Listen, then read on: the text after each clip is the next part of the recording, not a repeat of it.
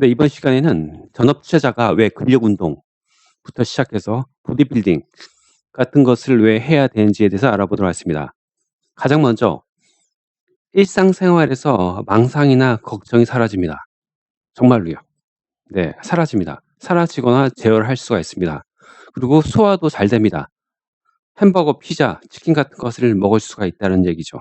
네, 소화 잘 됩니다. 그다음에 피부가 좋아집니다. 그리고 귀찮은 일을 하게 됩니다. 귀찮은 거 있잖아요. 그거 하게 됩니다. 그리고 매매를 할 적에 손절을 더 잘하게 됩니다. 그리고 잠잘 때 좋아.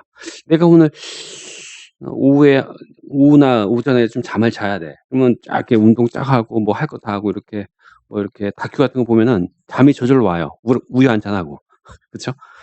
가장 좋습니다. 그리고 어떤다? 평소에 기분이 좋아요. 그리고 우울증 해소에도 좋다는 겁니다. 그리고 작은 거에 즐거움이 나타납니다.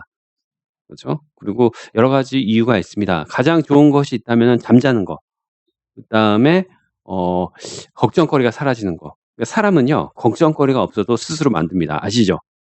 그걸 만들어요, 계속. 그러다 보니 그걸 제어를 할 수가 있다는 겁니다. 그리고 평상시에도 또 기분이 좋고 네, 그러다 보니요. 그리고 귀찮은 일 같은 거 있잖아요. 그냥 바로바로 할 수가 있습니다. 그리고 무엇보다도 나이가 30대 중후반이나 40대 초반 분들 있잖아요. 당뇨병에 좋습니다. 당뇨병에는 근력 운동이나 보디빌딩이, 그러니까 내가 얘기하는 것은요, 강하게 하지 말라는 거예요. 그러니까 윗몸 일으키기. 남자들 보통 12개, 13개 하잖아요. 한 번 해. 그러고 나서 한 5분, 10분 있다가 또 한 번 해요. 그다음에 30분 있다가 또 한 번 해. 이게 땡이에요. 그리고 어떠한다? 윗몸 일으키기도 집에서 할 수 한 뭐 30개, 40개? 그 하루에 한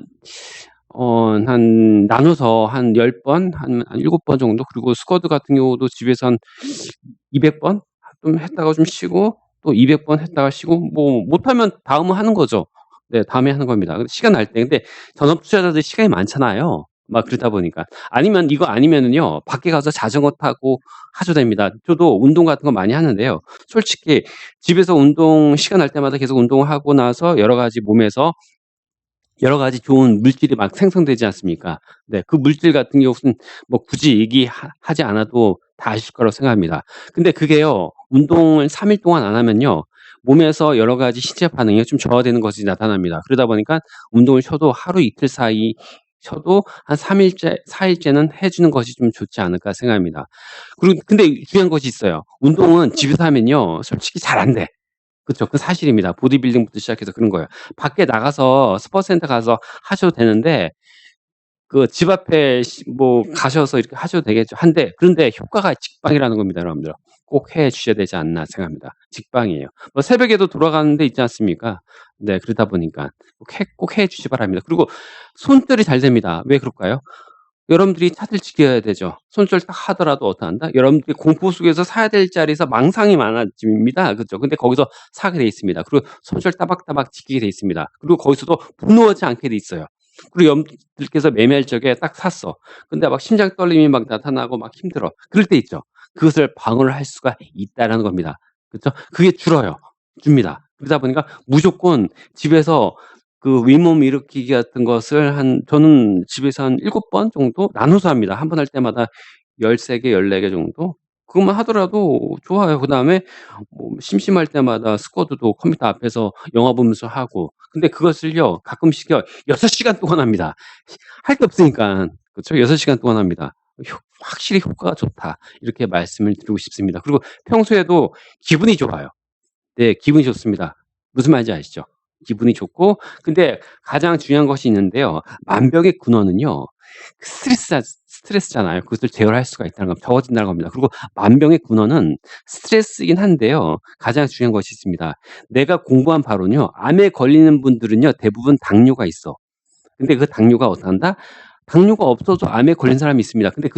근데 암에 걸리지 않아도 당뇨가 있으신 분들은요, 어떤 경우냐면요, 당뇨가 있긴 있는데 수치상에서 어떻게 한다? 간헐적인 당뇨입니다.